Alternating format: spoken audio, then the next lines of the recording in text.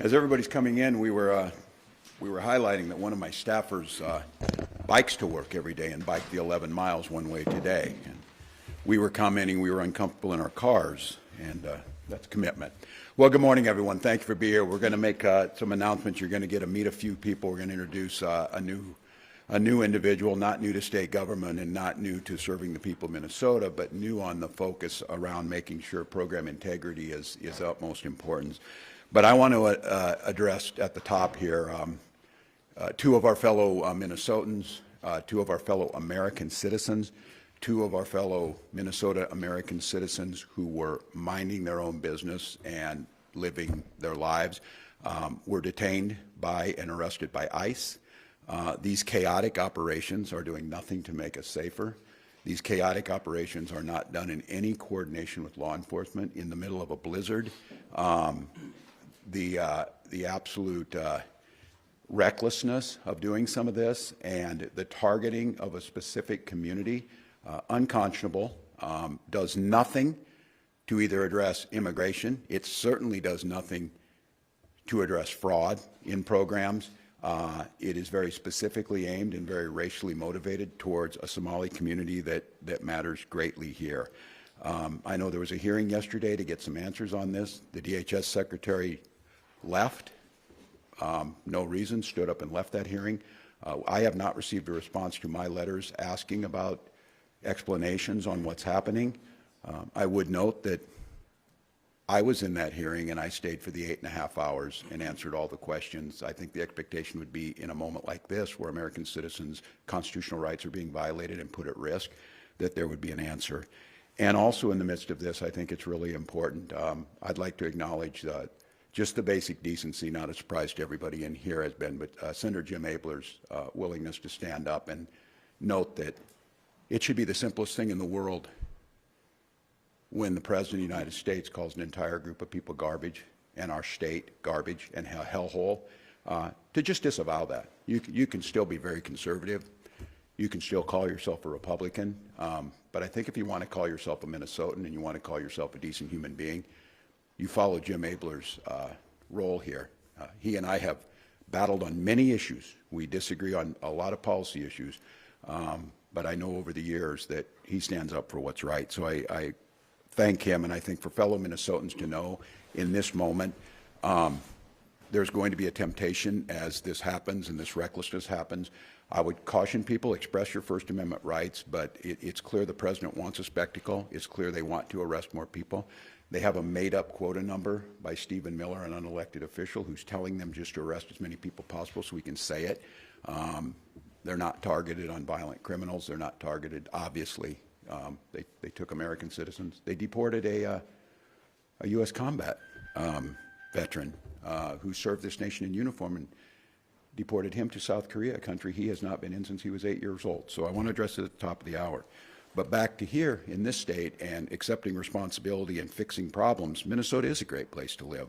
We rank at the very top of most states in quality of life. Affordability, we were recently named the 8th safest state in terms of crime. We were rated 2nd most retirement-friendly state, which is simply amazing since Florida was 1, and we are still 2nd on a day like today. And job opportunities. We understand the strength and prosperity of this state depends on the ability of every single Minnesotan to thrive. We are a state that chooses not to let people go hungry or homeless or uneducated. However, that generosity has been taken advantage of by an organized group of fraudsters and criminals. Minnesota's longstanding high standards of integrity of public funds go hand in hand with a culture of generosity. You can't have one without the other. Any amount of fraud is too much. That's why over the last several years, we've made many systematic changes to state government to both detect fraud and hold those accountable after it happened.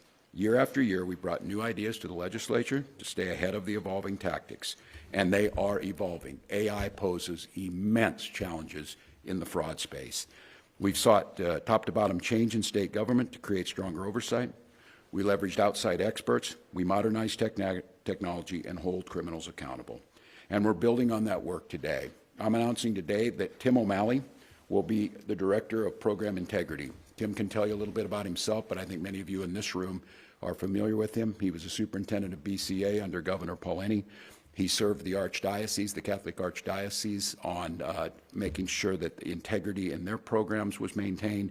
And more recently, I asked him to fill in as the chief judge on the administrative hearing courts, which he did admirably. And I will note, made a culture change there that was the responses from the folks who work over there simply amazing.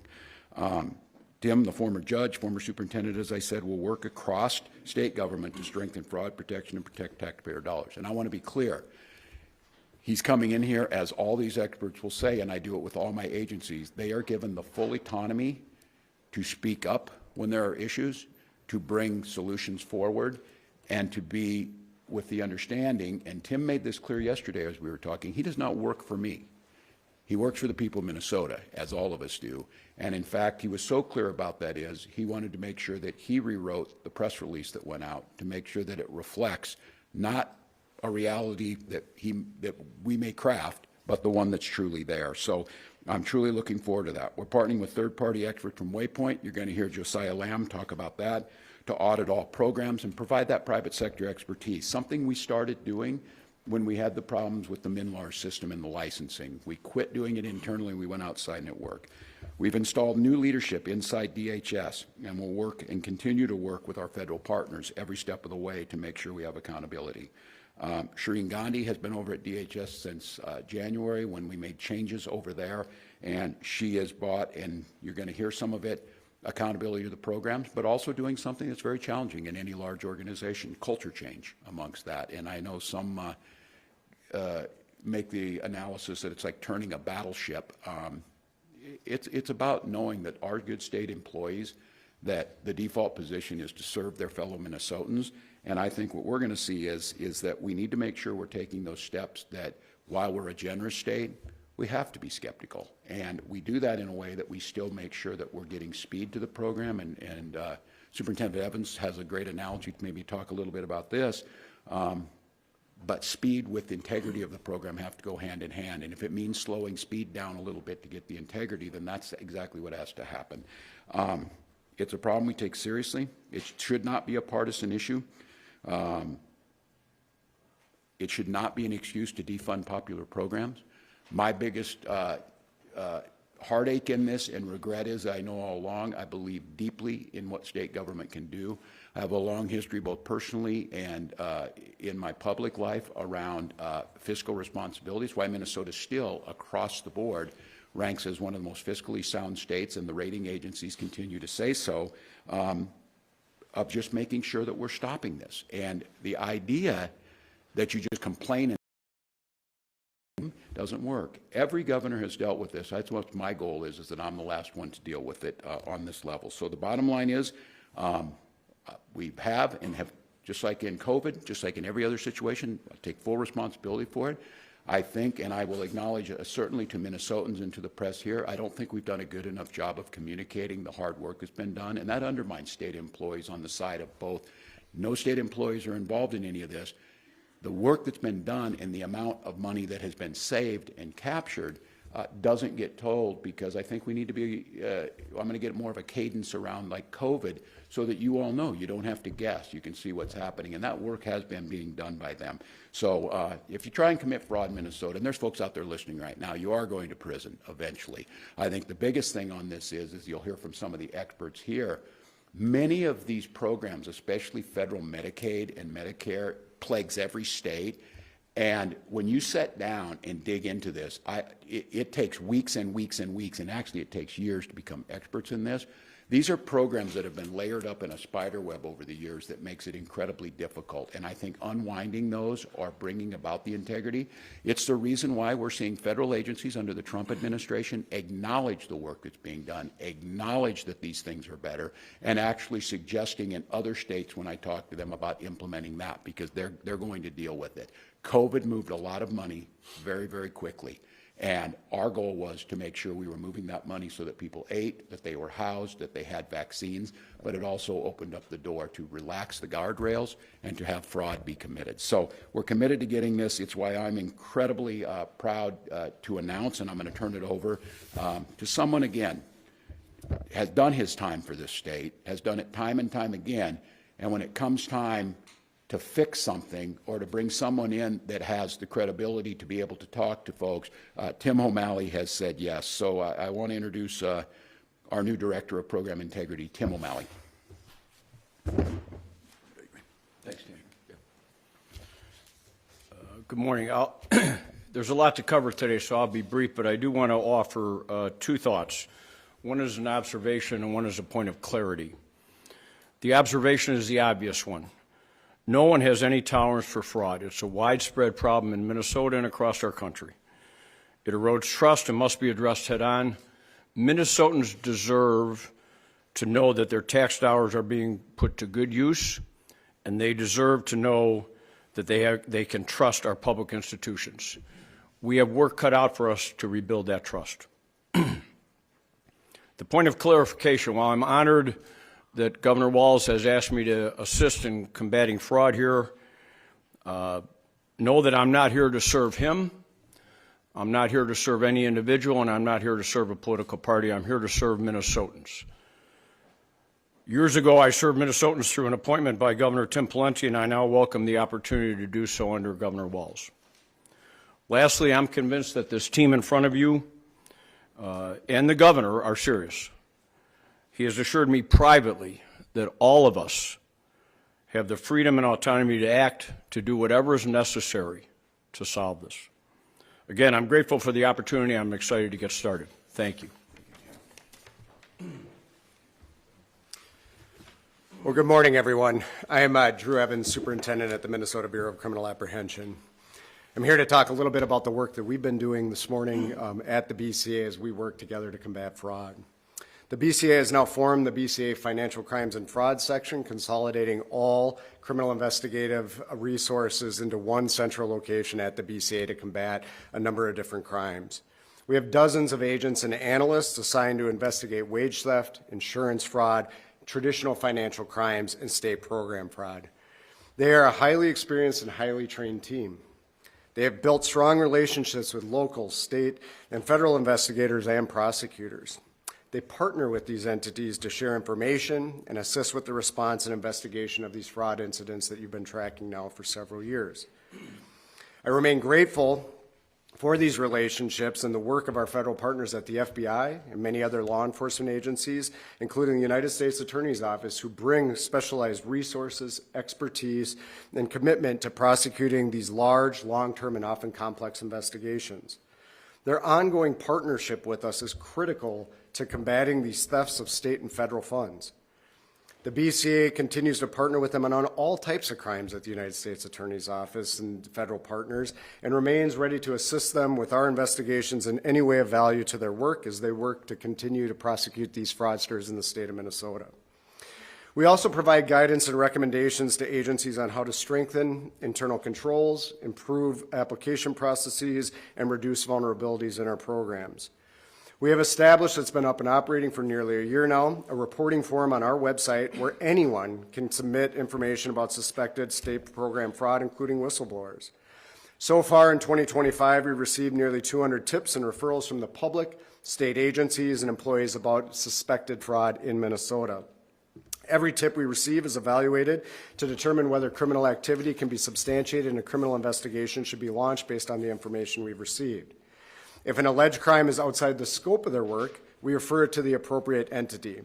An example of that is some of what we're here talking about today. Medicaid fraud is investigated by the office, the Medicaid Fraud Control Unit in the Minnesota Attorney General's office. So any suspicion of Medicaid fraud is referred through that process, through DHS and to the Attorney General, and then often federal authorities depending on the scope of the work and some of the work that you've been tracking in some of the programs. We also have referred over 30 cases of this type, such as I just mentioned, to that type of entity this year. These referrals that we receive are also as part of working to better share information across a large enterprise in state government with MMB, the Office of Grants Management, and the Department of Revenue. We also have instituted regular meetings with the Office of the Legislative Auditor and our team as we receive these referrals to both deconflict and work collaboratively with each other to ensure both entities are tracking any misuse of state funds. Our Financial Crimes and Fraud section is also ready to respond to what the future holds for these types of crimes. As I've engaged in this work and forming this unit, we are learning and we continue to learn about just the vast array of financial frauds and schemes that continue to evolve regularly across the entire country. They grow in their complexity in all types of frauds, and as noted, AI, synthetic identities, and others are making the landscape of fraud incredibly difficult to continue to look at across everything from private sector to public programs. And as these new tactics emerge, the work that's being done here will need to continue to evolve to prevent that type of activity from becoming. Currently, this section works on investigations and has active investigations involving large-scale benefit fraud, cyber-enabled financial crimes, insurance fraud, identity-based fraud schemes, wage theft, and traditional financial crimes. While criminal enforcement is only part of the work required to change the current landscape and the culture that's been referenced here today in state program fraud, it is vitally important that we hold those that commit crimes and violate the trust of Minnesotans to be held criminally accountable for their actions. In addition to my role as superintendent overseeing our programs, I now chair the Office of Inspector General Coordinating Council that was established under Executive Order 2510 earlier this year, and that council is made up of representatives from the largest 14 state agencies, whether in size or budgets in terms of money that would be provided to various programs. While the BCA is focused on criminal investigations, the OIG Coordinating Council is focused on better understanding the gaps in fraud protections and identifying ways to address those gaps and strengthen barriers to prevent this type of activity from occurring to begin with. When you have a state program or any financial program for that matter, including in the private sector, that is providing money, there are always going to be bad actors who are going to try to fraudulently take advantage of these systems. This is true no matter what state you're in or where you are in our country. That's important to have solid systems in place to identify fraudulent activity as soon as possible, but also take strong prevention, mitigation, and investigative strategies to deter and prevent fraud from occurring to begin with. The Council has entered into a contract with Waypoint Investigations to assist us with this work. This is a company that specializes in forensic accounting, financial investigations, due diligence, business risk mitigation, healthcare compliance and investigations, and tax litigation support. They're working now to help us in the council develop a toolkit of best practices, policies, and procedures for state agencies to follow to help prevent and identify fraud very early on or prevent it from occurring to begin with. This work is going to take time. It is a heavy lift and is a learning curve for everyone involved.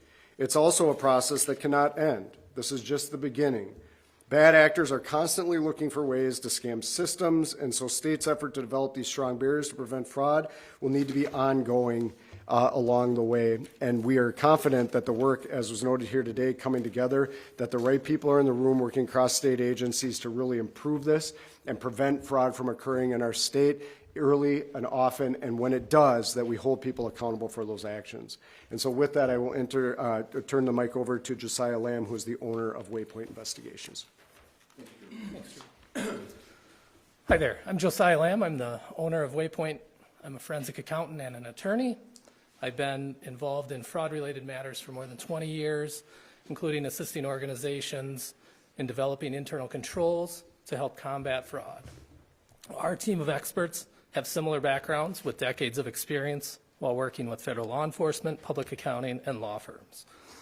In our current capacity, we are working with the BCA to build out this anti-fraud toolkit, which will include policies and procedures specifically designed to address fraud risks that can be utilized enterprise-wide to help prevent fraud in the future.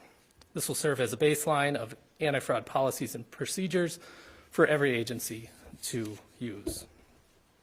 Part of this process includes meeting with individuals at each agency who have been tasked with addressing fraud to open the dialogue with the teams to better understand what's happening on the ground so we can implement a more robust anti-fraud set of policies and procedures. After the toolkit is done and completed, the agencies will implement it, and we will come back and review it and determine whether there are some tweaks to be done or whether everything has been implemented successfully. Again, as Drew said, we are in the early stages of the process, and we look forward to continuing working with the BCA to create this anti-fraud toolkit. Thank you. Good morning. My name is Shireen Gandhi, and I serve as the temporary commissioner for the Minnesota Department of Human Services. Like the governor, DHS takes a zero-tolerance approach to fraud. We are intently focused on solutions, strengthening program integrity, tightening oversight of services, and hardening our programs against attacks by criminals seeking to steal money from the people, the vulnerable people of Minnesota who need the services. We are committed to providing the data and information necessary to our law enforcement partners so they can prosecute criminals stealing from taxpayers. DHS's Inspector General Clark wasn't able to be here today, but he has told me that fraud schemes are evolving and DHS needs to do more to get ahead of the criminals and to keep ahead of the criminals. And as we do more to get ahead of the criminals, there are going to be more credible allegations of fraud established by our Inspector General's office. And as the administrative agency, DHS takes action quickly to stop payments when credible allegations of fraud are established, and then we refer those cases to law enforcement. Law enforcement is responsible for prosecuting the criminals. If you get caught stealing from Minnesota's most vulnerable people, I hope you go to prison. It is also critical that we continue to take more aggressive steps to prevent fraud. Governor Walz put forward a strong package of anti-fraud measures during session that passed with bipartisan support in 2025. A few examples from our agency are licensing autism services, reforms to billing for substance use disorder, treatment, and expanded authority to share data across state agencies so we can stop the bad actors faster. And the Governor's Executive Order 2510 empowered state agencies to accelerate and expand our fraud prevention work. We are moving even more quickly and aggressively to get ahead and keep ahead of the criminals. In carrying out Executive Order 2510 over the last 3 months, a few of the things DHS have done we have disenrolled about 800 inactive providers in our home and community-based services program that hadn't billed in over a year. This action reduces the administrative challenges of overseeing providers who are not providing services to Minnesotans. We increased the risk level of 9 additional Medicaid benefits, so now we have 14 services that we consider high risk. That action gives us more tools to tighten oversight, including pre-enrollment site visits, unannounced site visits, criminal background checks, and fingerprinting for those with ownership interests. We also signed a contract with a third-party vendor to audit billing information and data in these 14 high-risk programs.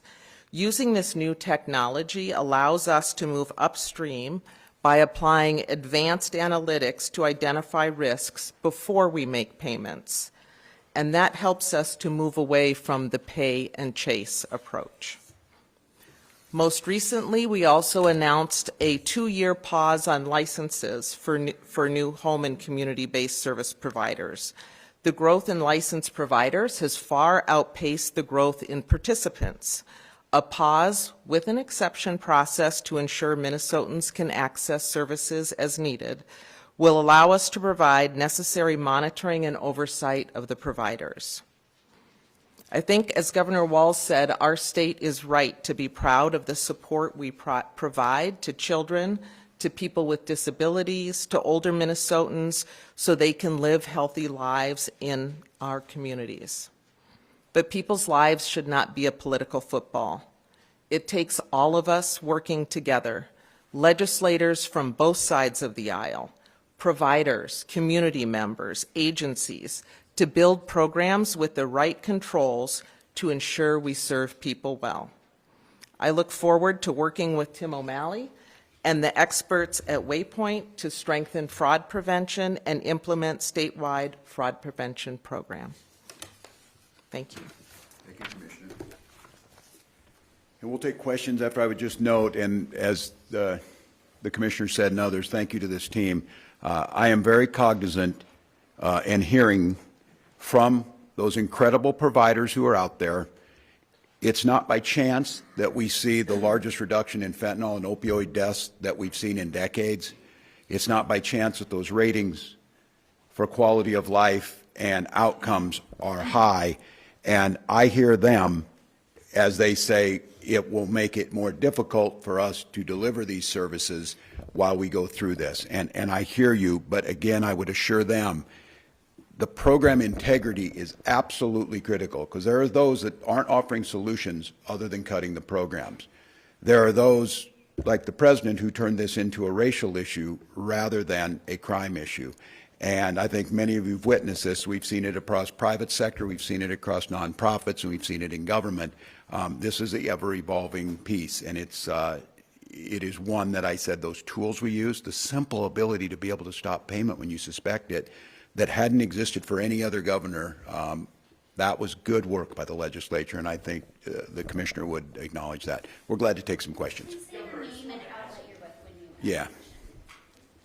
your name and outlet. Sure, Eric Shalhoub from Channel 5. Governor, for the Minnesotans watching that see these new changes coming about, they might be saying to themselves, why wasn't this done sooner? What do you say to that? Much of it was done sooner. You have the outline. It started back in 2020 when some of the first things were happening, and it continues on. I think, again, like everything, after the fact, why didn't we do things this way? Certainly. If we knew now what we knew then. Again, thinking about this, I think some of you are probably asking the questions.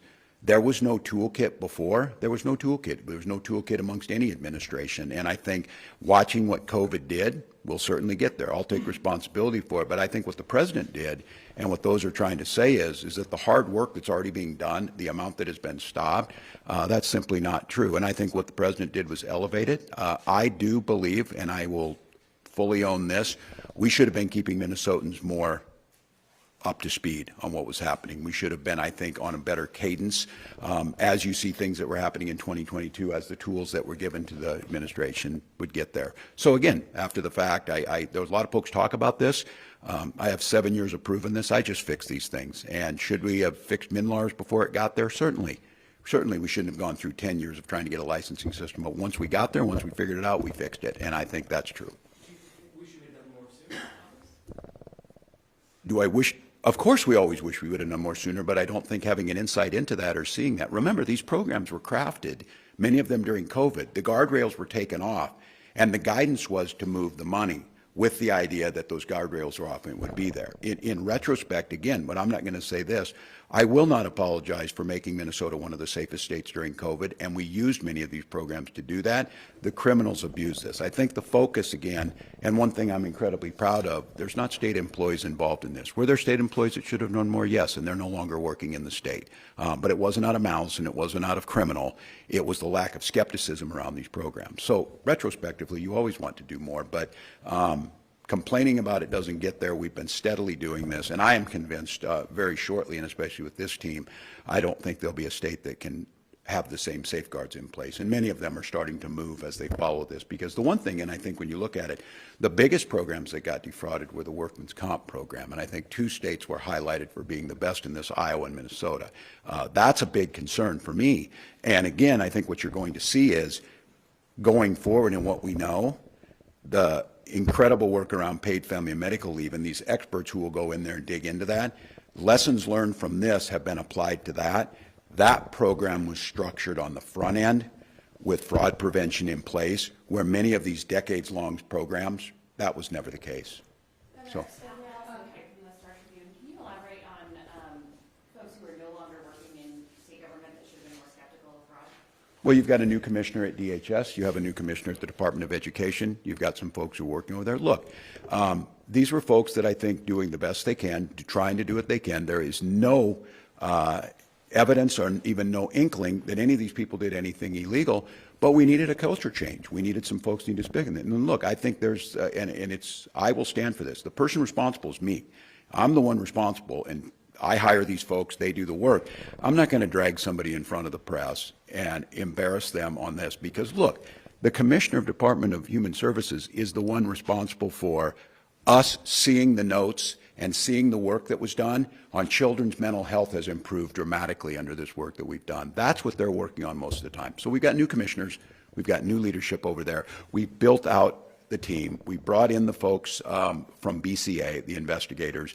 And I think what you're seeing now, you're going to see it in the news because those are people being caught because of the system. Keep in mind, it's going on in everywhere, private sector or whatever. If you're not hearing about it, it just means people aren't getting caught. It doesn't mean it's not happening. So. Mary, working with Foreign News Service Governor, do you have any information on how the state is paying for both this new position and the contract, and then how much it's going to cost? Drew?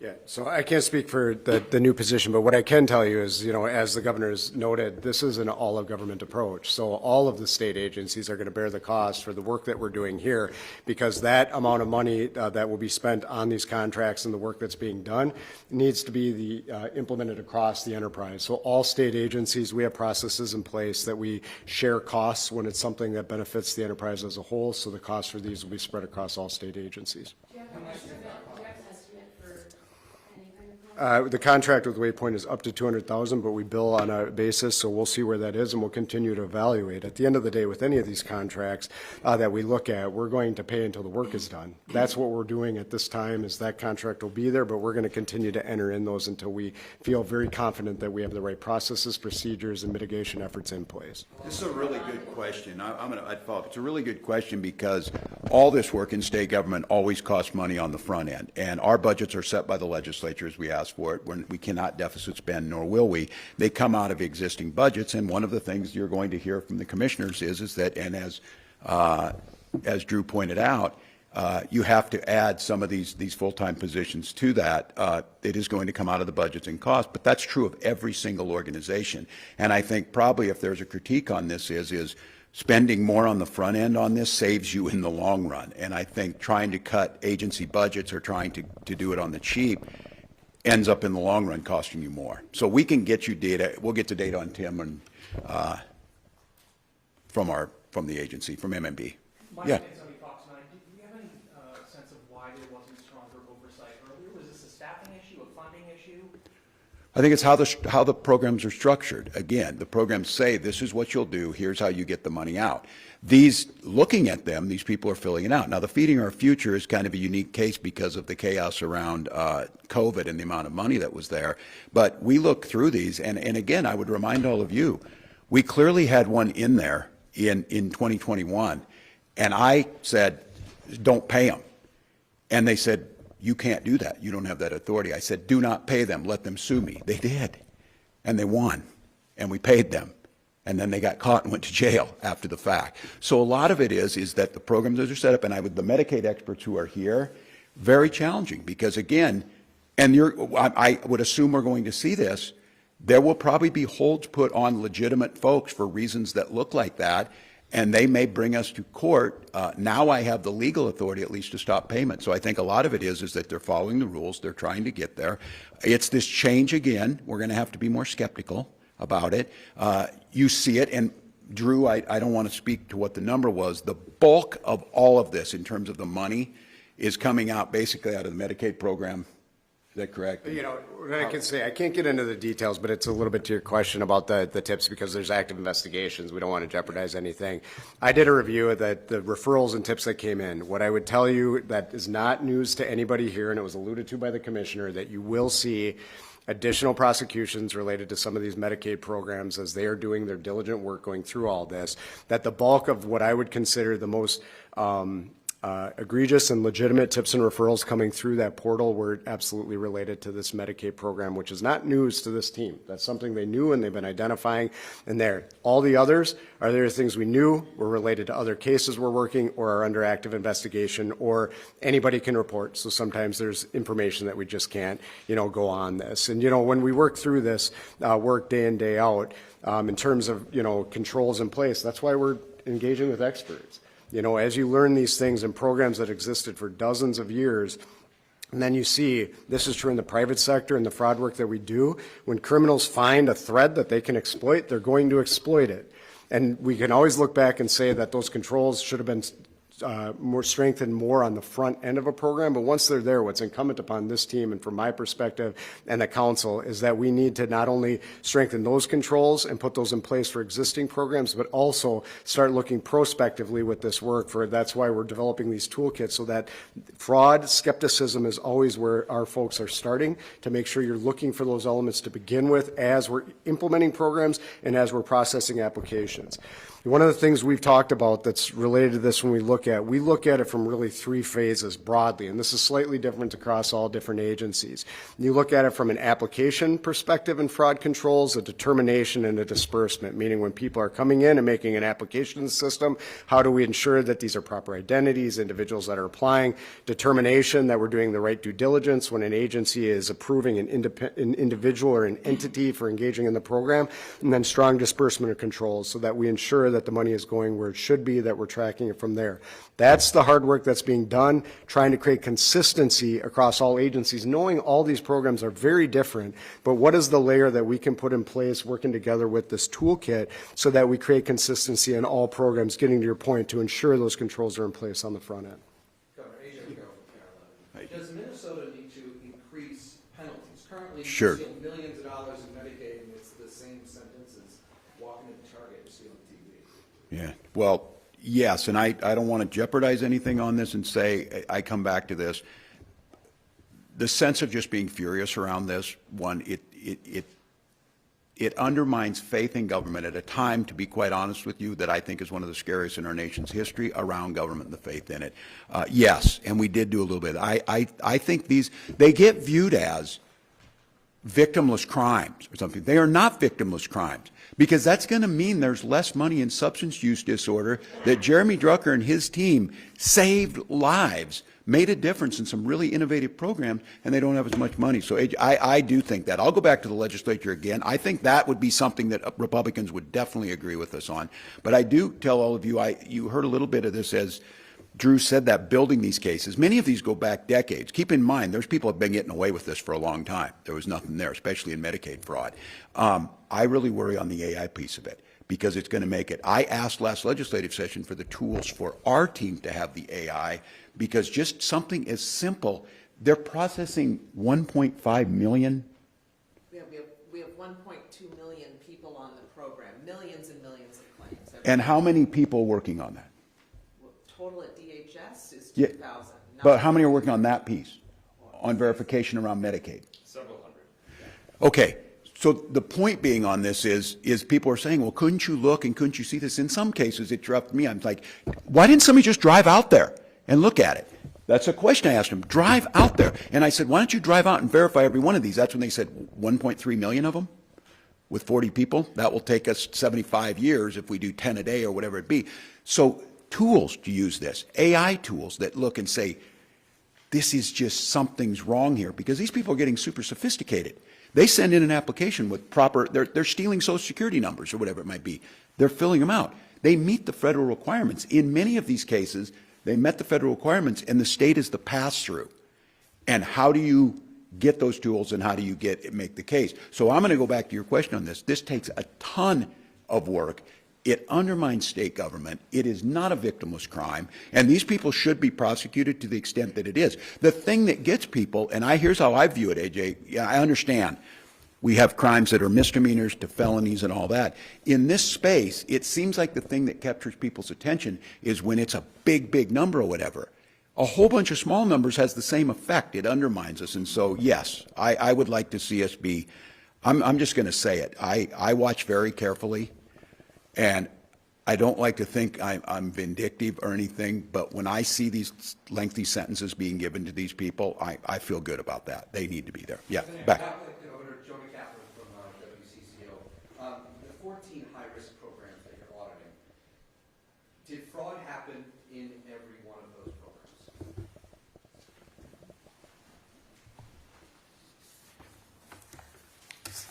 So the 14 high-risk programs were designated high-risk for a number of reasons, so Were they designated because fraud could happen, or you've identified fraud both, that happened? both. They were, In all 14? well, some of them are new and just getting up and running, so not much opportunity yet, but we're concerned about it because of the controls. And so I think it's very important that we work with the legislature on the front end to design these programs and to have the internal controls throughout. We're owning at DHS more controls than we already have. And then one of the reasons that these got designated high risk is because we started using data analytics within DHS, looking at trends and outliers, and we saw concerning patterns in that data. Now, we haven't finished investigating all of those claims that we flagged, but they are with the Inspector General's office and they are looking at them. Do you have an estimate of how much money could have been stolen from those programs? So Is it, tens of millions, hundreds of millions? it is really hard to estimate the amount of fraud. What I know from our Inspector General is the facts and evidence show us, we have the amount of fraud that's been prosecuted. I will tell you that we have over 1,300 open cases right now with our Inspector General. And over the past 5 years, we've identified $50 million for recovery for the Medicaid program. Governor, I also wanted to ask you about, certainly you talked about the worry about holding the community collectively responsible Yeah. for the actions that the city does. I want to ask you, though, because one thing that I've spoken with some members of the community is they say, it might be time for a reckoning. Do you want to hear more from members and leaders from the Somali community to say, we need to look at ourselves, we need to hold our own neighbors accountable, because look at the damage that this has done to our community. What do you want to hear more from, instead of just saying, don't blame us? Do you want to see more ownership and oversight from within the Somali? Look, it's not law-abiding citizens. If that were the case, there's a lot of white men should be holding a lot of white men accountable for the crimes that they have committed. I think for the community to maybe educate their population, because I think what you're seeing here is there's secondary victims in this, that there's providers inside the community that are then victimizing the community themselves by signing them up, because when we're going to some of these people, they're like, I had no idea I was in this program. So I think it's asking us then, for every crime, which of course the majority being committed by white men, asking us to do more about that. I think it's crime in general. And I think the biggest thing on this is just making sure that we're educating the population. And again, this is 80 people or so that have been convicted in this, maybe some more in that, out of a broader ring. Medicaid fraud will stretch across all racial demographics, all ethnic groups. So I think it's really important for us to note each community's got this in their own midst, but to blame them and say that they should have been responsible for stopping it, I think that's a pretty hard reach. I think we continue to educate folks about why they shouldn't commit crimes. You would hope that it's being taught both at home and at schools and in our society. But no, I think this idea that the Somali community's to blame for this because they didn't do more, I think that's how we got into this. And that's, again, I know we're not going to lose the whole plot here. All this work that's being done, Donald Trump brought this to the attention like this is something brand new. This is not brand new, and it's been being worked on, but he made it white hot and very dangerous. Yeah. Governor Ryan of Channel 5, was there a specific moment, a specific date when you realized we have a fraud problem in Minnesota? Well, I think it's always there. I don't think a specific date, but I think I was always concerned with COVID, because if you're in on these decisions that we're making, the amount of funds that we're moving across the country and the fraud allegations that were coming up across the country. I think the one that really, when I started to see some of this was very early on. I knew there was going to be a problem.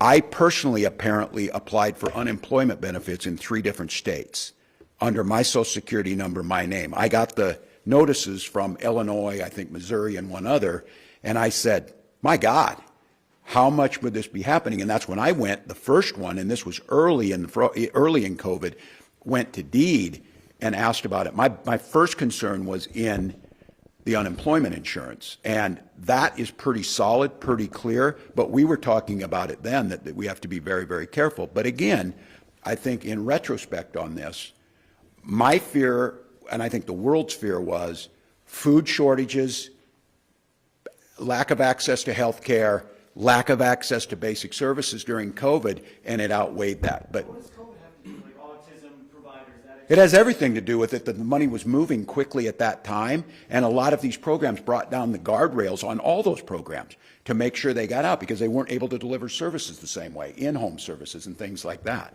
And that's when you first start seeing it. And it's pretty complex how the payment goes. And a lot of these folks are fairly sophisticated. I think this oversimplification, like, you know, you should have caught them and know they weren't doing it.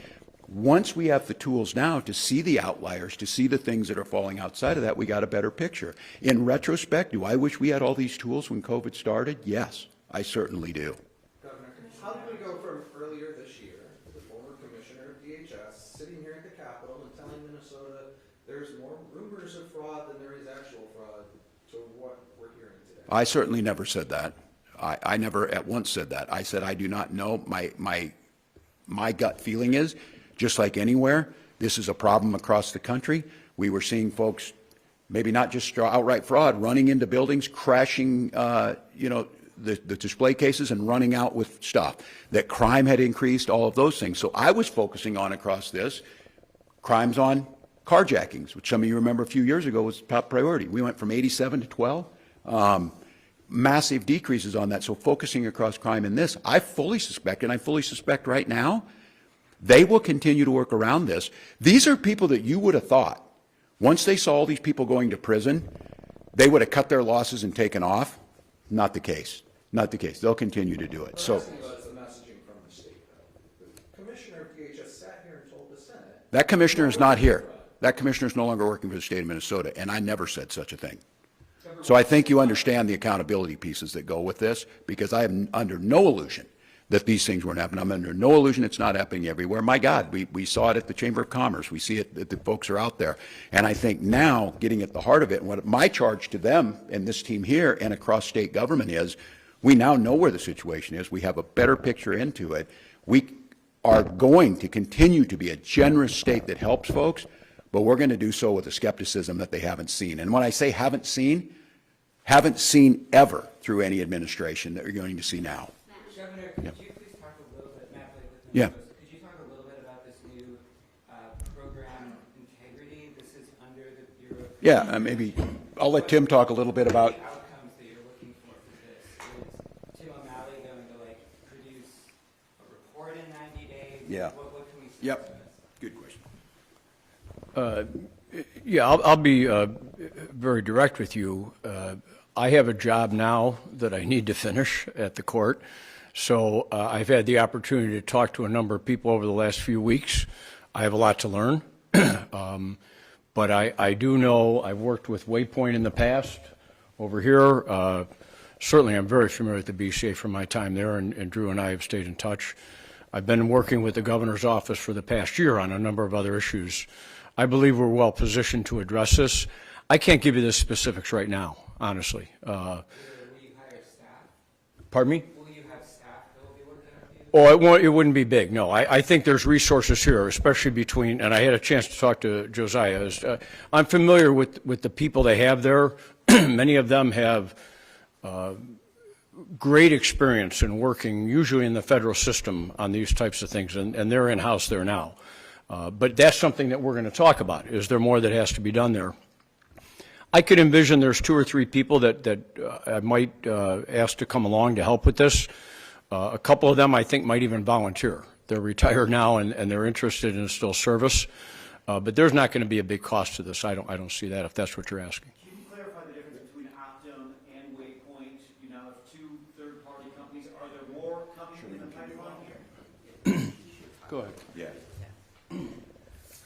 He can talk about Waypoint, but Optum is what contract that DHS put in place as part of the executive order. So we were doing data analytics, we were looking at trends and outliers. The governor wanted DHS to do more, go faster, to hold people accountable.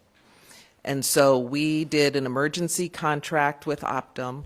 They were the only entity that was able to start right away, that did not have an 8 to 10 month ramp-up time. And so that contract is to look at the claims in the 14 high-risk services at DHS and to perform an analysis on them before we pay those claims so that we can potentially catch more fraud on the front end. We'll also find mistakes, but we're looking to catch fraud on the front end before we pay a claim. Drew can add to that. And I can add to the second piece, and it goes a little bit back to your question too. So when you ask, about staff and all that, when that office, Tim and his expertise and work, one of the things when it comes to the council that we're doing is bringing these agencies together. What the goal here in the oversight, and we are working regularly, developing recommendations and looking for a consistent framework that will be applied across all state agencies. The expectation in that particular realm is not a director of oversight to do that, it's to ensure that those state agencies embed that in the culture and the fabric of every organization across the state. The state of Minnesota would be a large corporation if we were comparing it to one of our Fortune 500 companies in Minnesota. And so fraud prevention and the work and the culture change that we're working on is not just having one office that's coming in and telling people what to do every day. It's improving a culture so that every state employee that's handling money and working with programs has that at the forefront, that we want to get the money to people that are in need, that are benefiting from these programs, but we also look to see are there fraudsters and criminals that are looking at that each and every day. That's part of what, when you're asking the differentiation between the two, Optum is working directly with DHS and their particular program and what they're looking in those Medicaid and some of the work that they've talked about. Waypoint is working with us across the enterprise and will be working with Tim and the work that he's going to do to ensure that we are building in as we learn from what they're currently doing. Some programs we're very impressed with in state government. Even new programs that are coming online, they've taken very good steps as our team has worked with them. It's one of the things that we do at the BCA now as they build a new program. We're more than willing to sit down with our fraud investigators who see what happens when things go very bad as to make sure they're building in their programs. Deed's done that recently, and you've seen some of that work, and they built in a strong prevention program. That's what Waypoint's going to help us do as he talks to all the agencies. Look who's doing it well. We replicate it. Look who still needs additional work to be done in those, and then that will be a consistent approach. Here's the thing, Minnesotans should expect across all of our state programs, when they're working on these programs every day, that every state agency is taking a consistent approach to fraud prevention, mitigation, identification, investigation, and accountability. And we can do that across the enterprise while recognizing some of these programs more complex with a lot of federal, integration and all types of different things will have to have their own nuances in the process.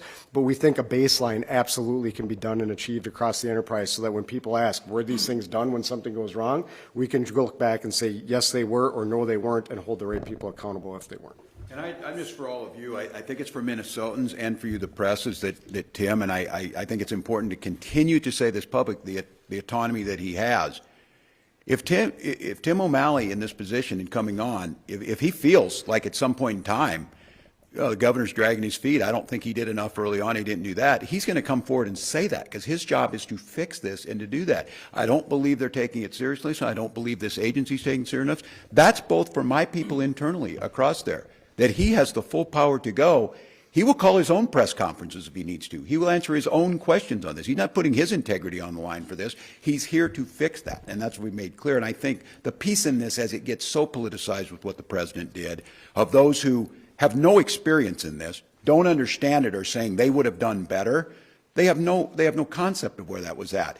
After an event like this happens, should you have done better? Yes. Like we said, are there things you learn from that? Yes. But keep in mind, these state agencies have been running for decades, for centuries, and much of this has never been done, has never been put in before.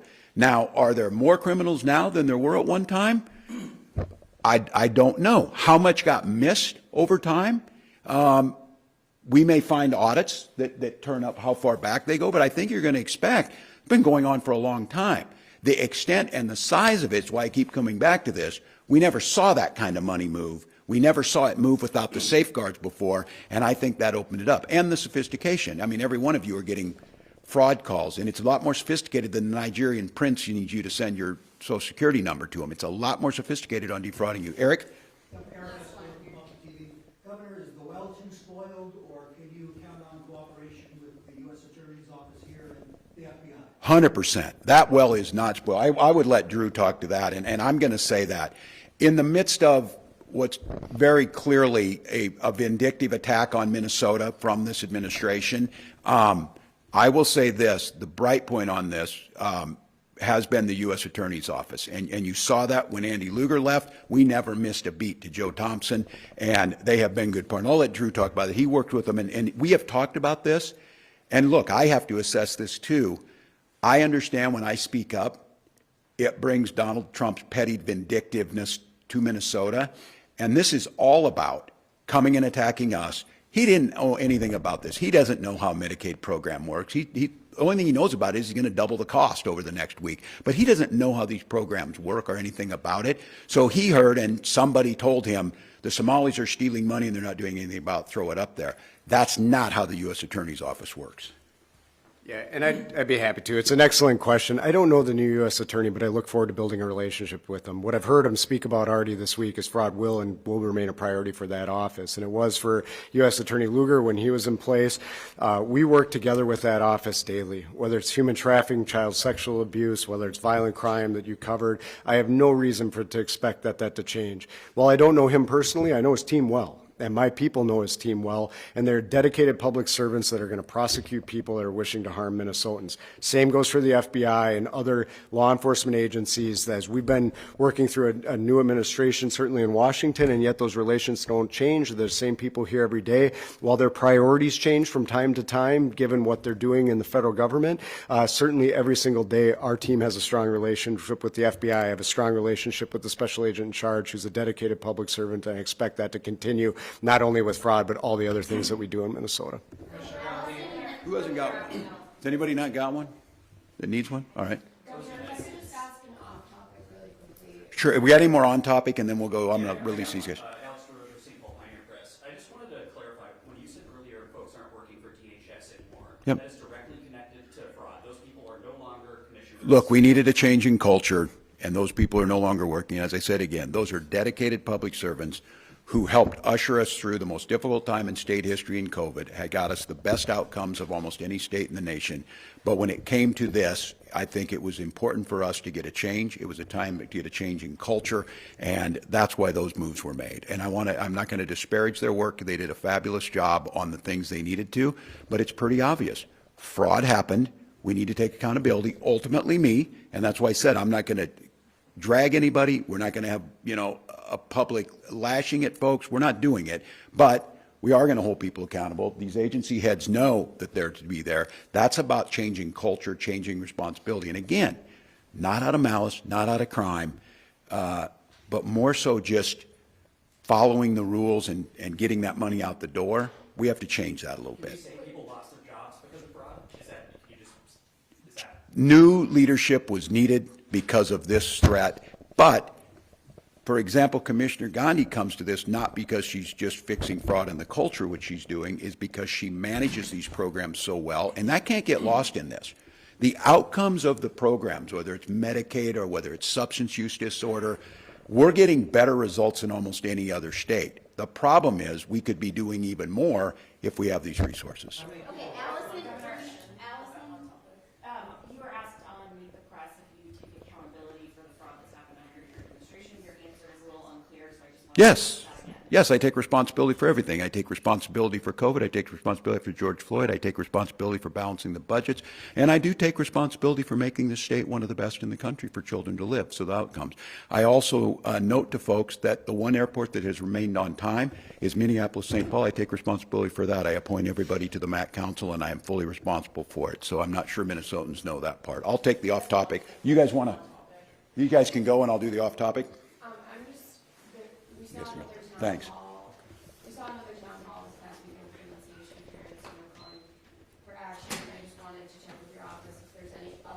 On, on gun violence? oh, yes, there's updates. I'll be rolling out a series of incredibly aggressive executive actions because the stonewalling and the ability to deal with this, I think one of your organizations just put out what I all knew. 78% of the people in the suburbs support an assault weapon ban and a ban on high-capacity magazines. 18% of people, 60% of people strongly support it across the state. 18% of people do not. Those 18 are apparently the Republican legislators and leaders who are here at the Capitol. Minnesotans are dying, literally, for us to do more around gun violence prevention. So, yes, next week we'll be rolling out a series of that. I'm going to deal with this because we multitask. Just to be very clear, insurance rates are going to double. We have ICE in an unconstitutional attack on us. We have gun violence proposals that could make a difference. We have a dysfunctional federal government. And I understand this. The folks who think they want to represent the state of Minnesota, like Mike Lindell, are going to try and talk about fraud without one idea how to fix it. And the irony of this administration, who just freed a fraudster, one of the biggest fraudsters we've had, people who served and were convicted by a jury of their peers, pardoning them. What I will guarantee you is anybody committing fraud in Minnesota through all of this, they're certainly not getting a state pardon. Yes, you're going to hear a lot more on this, and this one breaks my heart with those families from Annunciation because this is that day for them. They are still in that moment, and when they saw we had a chance to do things, many things around gun violence, and it hasn't been done, we'll do it. But I want to thank you all, and I will say this. I know you got a lot of things out here. I've asked my team to develop much more of a cadence about these briefings, to put out and push as much information as possible. This is where a free press can really help continue to find this, and I think by not getting that information, we've left open speculation. We've left open where it's being done. Minnesotans need to be assured that these folks and what's happening is there. So I think what you're going to see is a much more consistent cadence, much more, and again, when we can get the data, we'll get it. I have to be very careful, and they remind me of this, of not jeopardizing open cases. But I think for all of you, we can get pretty close to that and let you put it out there. And I think part of this is an education piece. One, yes, to tell Minnesotans we're on it. But I think you want to do this. What are the deterrents? AJ talked about. I'm not certain that longer sentences deter people. If you're going to commit crimes, they do it. I don't think they think, you know, I'm going to steal $1 million, but I might get 14 years instead of 7. I'm not going to do it. But I do think it's something that once you do it, you're not coming back out at least for 14 years to do it. So I think we're going to continue to make the case that it's not, you're not going to get away with it. It's not going to happen. We'll get better at this with the toolkits. I, again, want to reiterate to our incredible providers who made this the best state in the country to live in, we are going to continue to prioritize you, and it's in their best interest to help us weed out the bad actors so that we're left with the good ones. So I want to thank you all, and we'll continue to update you. Appreciate it. Thanks, everyone. Thanks, Claire.